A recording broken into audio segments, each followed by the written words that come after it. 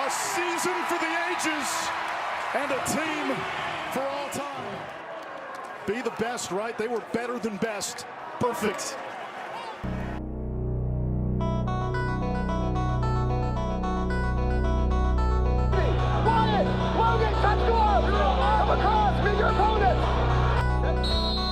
Winding down, Goldstein, doorstep. Over to Long, feeding inside to Dalton. Has Canfield, inside roll. 5 goals for CJ Kirst. Goldstein defended by Lake, he scores. It's been Goldstein and Kurst. Kurst scores an empty netter, and he will. He ties the single-season goals record. A half-century in the making. But the journey is complete. Cornell will bring a championship home to Ithaca. This Memorial Day, Cornell secured their hardware and got their long-awaited revenge on Maryland. They woke up hungry and dominated every side of the ball. People doubted whether CJ Kirst still had it, and it's safe to say they proved him wrong. Maryland thought they could bully around the 145-pound Ryan Goldstein until he put 4 on their head. 10 goals out of this duo and gritty efforts from the whole Cornell roster had them surgically piercing away at this Maryland team for the national championship. We're getting ahead of ourselves though. Let's start with where Maryland went wrong. Coming out of the gate slow, it seemed we may have been in for another game lulled to sleep by Maryland. In quarter 1, no one could tally any points, and Kurst looked a little off his game with a hurt wrist. The only certainty of this quarter was that both keepers came out to play. McNaney and Nuss traded back-to-back saves, keeping this game below 3. After the first quarter, this game turned into Maryland shooting themselves in the foot. Every strength that we thought from this team turned into weak points when facing Cornell. For one, Maryland couldn't win the one-on-one matchup battle both offensively and defensively. On defense, Kurst and Goldstein accounted for 10 of the team's goals, with nearly all of them being unassisted. Maryland's hesitant slide defensive style works against most teams, but when faced with the best attack line in the country, it crumbled away. In our last video, I previewed the Schaller matchup, saying if Kurst can dodge in the wings and up top, he'll win the matchup. Come yesterday, that's exactly what Kurst did and was able to expose one of the best defenders in the country. Goldstein was the same way with his matchup. Give him an inch of space and he was running past his defender. He was even scoring in post-up situations against defenders double his size. For Maryland to win this game, they had to win their one-on-one matchups, and that just didn't happen. Offensively, all Maryland could do was give the ball to Spanos, who ended the game with 4 points. Yes, there's other producers on the field like Erksa and Whittier, but it felt like every dodge had to start with Spanos drawing the defense out. If it wasn't Spanos with the ball, Cornell was perfectly happy to sit back and play compact. But where Maryland truly shot themselves in the foot was in between the lines. Looking at the stat sheet after the game, nearly everything is identical. Shots, face-off, ground balls, and saves were all within 1 or 2 of each other. But the 2 stats that killed Maryland were clears and turnovers. Ironically, those are the 2 stats that they're best known for their efficiency. Take a look at this clip in the 4th where Maryland can't handle the pass, giving Cornell possession, leading to Goldstein burying a goal. Or this clip where Maryland forgets to push their midi back over the line, causing them to be offsides. Or the worst of them all, down 1 with 8 minutes left and a chance to tie.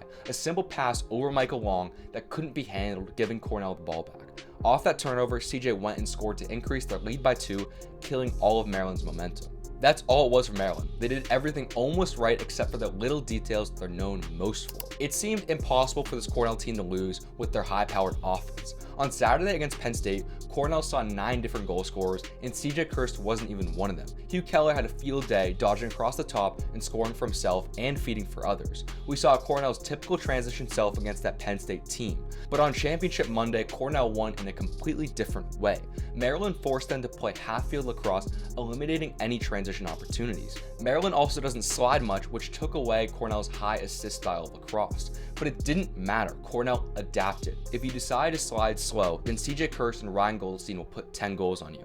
It felt like there's no winning against this offense. In the post-game interview, Kurst immediately talked about how hard him and Goldstein worked. They'd bounce ideas off each other and hit the field every day.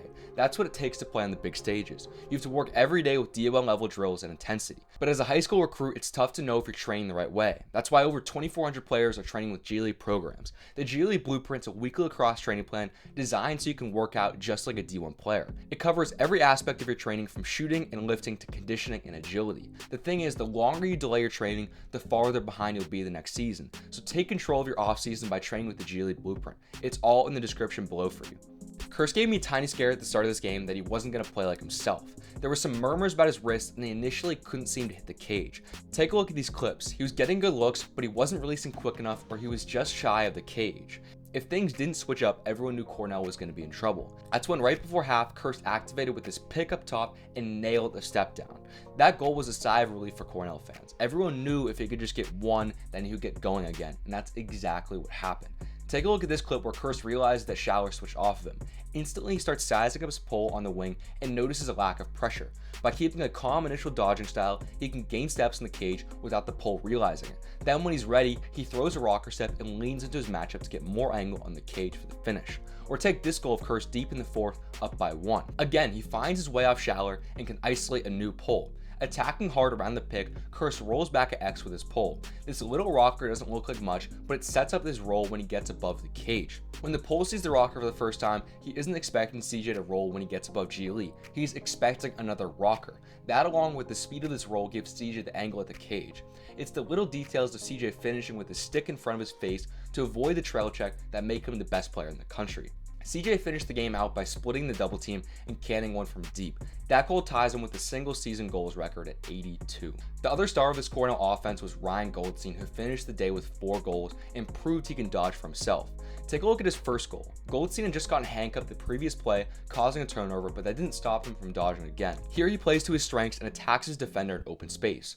Goldstein wants his direct line to the cage, but he has to set up the dodge first.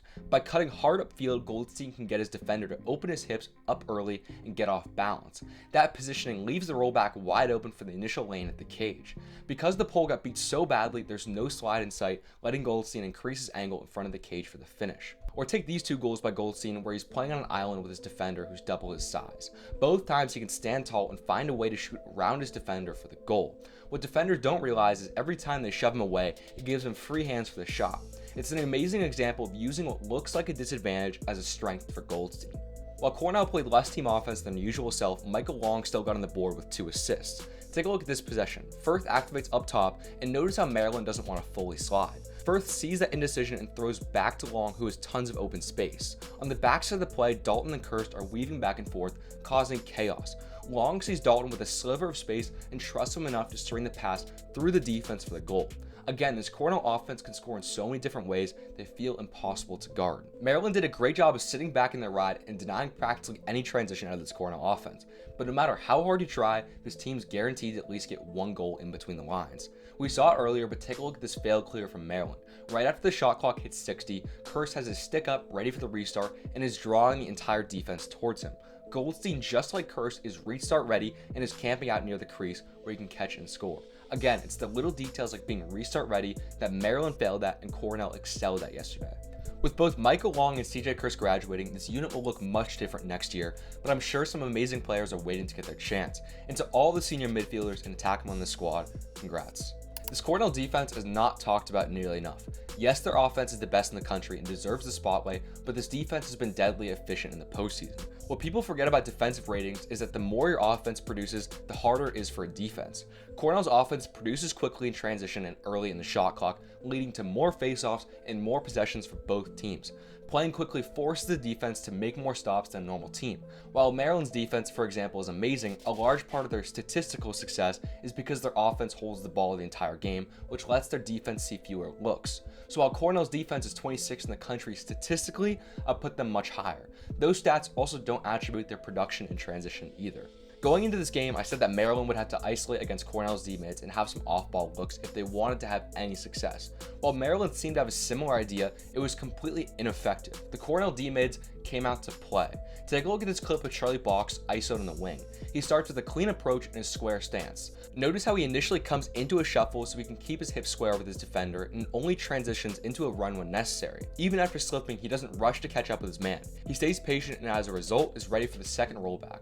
As the midi tries to feed Box, can even get his stick up and disrupt the pass. Or take a look at this clip. Staub isolates up top against Spanos down the alley and gets sealed by this pick. Davis steps up on the switch and is now left on an island against one of the best attackmen in the country. I want you to notice how balanced Davis is in this coverage. Even with Spanos shrugging him off, he can stand tall and absorb the contact. Even more impressive is his change of direction, which completely denies Spanos the top side, forcing him to take a deep shot which Nust saves. Speaking of Nuss, the senior keeper had an absolute day. He was going toe-to-toe with McNaney and bailing out this defense whenever they made mistakes. And when it came down to the biggest moments, he stood tall. Take a look at this clip with 8 minutes left after Maryland had gone on a run. Urksa dodges the alley and finds Spanos wide open on the inside for the shot. Nuss tracks it all the way, denying the game-tying goal. Again, this offense gets well-deserved credit, but we forget it's plays like this that win games. As for the close unit, both Singer and Dooley had great games, but the one player that isn't getting nearly enough credit is Brennan Staub. I would argue he had the same effect on the outcome of this game as CJ Kirst and Ryan Goldstein. On paper, he finished the game with 5 ground balls and 3 caused turnovers. Yes, an impressive stat line, but it was the clutch moments that I'm talking about. Let's start small with his coverage against Spanos to finish out the first. With 20 seconds left, Staub lines up with Spanos and just harasses him without giving an inch of room. These coverages at the end of quarters are so important because a goal can completely shift the momentum. But it was the fourth quarter that Staub showed out. With 6:42 left, Kurst dominated his matchup to bring Cornell up 2. Everyone knew this faceoff was huge for the momentum of the game. After a 10-second scrum with what felt like the whole field, the ball pops out flying towards Maryland's offensive end. Guess who was the only person play ready? Brennan Staub comes flying out of the box to secure the ground ball yards in front of any Maryland player. He can then easily navigate this pull pressure and get Cornell's offense the ball. That possession is where Maryland fails to clear after the first defensive stand, allowing Goldstein to score the 12th goal, bringing Cornell up 3. If Staub didn't get that ground ball, Maryland could have easily gone within 1 and had a shot at the win. But it doesn't stop there. Maryland scores with 1:22 left to bring them within 2. Everyone knows if Maryland can get the ball, they have a shot at tying it and going into OT. The Fogos battle it out again and the ball gets knocked loose into the box. With a lucky bounce, the ball is knocked right to Spanos with open space in front of him. Somehow Staub can lift his bottom hand and in one smooth motion snag this ground ball for the clear, all while outrunning multiple pulls to get it into the box for a timeout. That play gave him the ball to ice the game for the national championship. Staub still has another year at Cornell and I can't wait to see what he has in store. Kurst then got the ball out of the timeout, sprinting away from the double team and scoring his 82nd goal of the season to tie the D1 record. I'm not sure if there's a better ending for a national championship. This Cornell team beat Maryland in its own game. They're restart ready, cleared effectively, and made the plays when it mattered most. It also felt like every Cornell player filled their role. No one had a bad game and everyone stepped up in the big moments. Everyone knew that CJ Kirst was due after losing the national championship back in 2022. I'm really happy to see this Cornell team succeed, and I hope they continue to dominate over the next couple of years. I bet all the returners are already working hard and thinking forward to next year. That's what it takes to be great. Cornell's success was no accident. They just have an unrelenting work ethic year-round and show up every day and train hard with D1 level drills. But as a high school recruit, it's tough to know if you're training the right way. That's why over 2,400 players are training with G League programs. The G League Blueprint's a weekly lacrosse training plan designed so you can work out like a D1 player. It covers every part of your training from shooting and lifting to conditioning and agility. The thing is, the longer you delay your training this offseason, the farther behind you'll be when the season actually comes. Take control of your offseason by training with the G League Blueprint. It's all in the description below or on screen for you. Thanks so much for watching.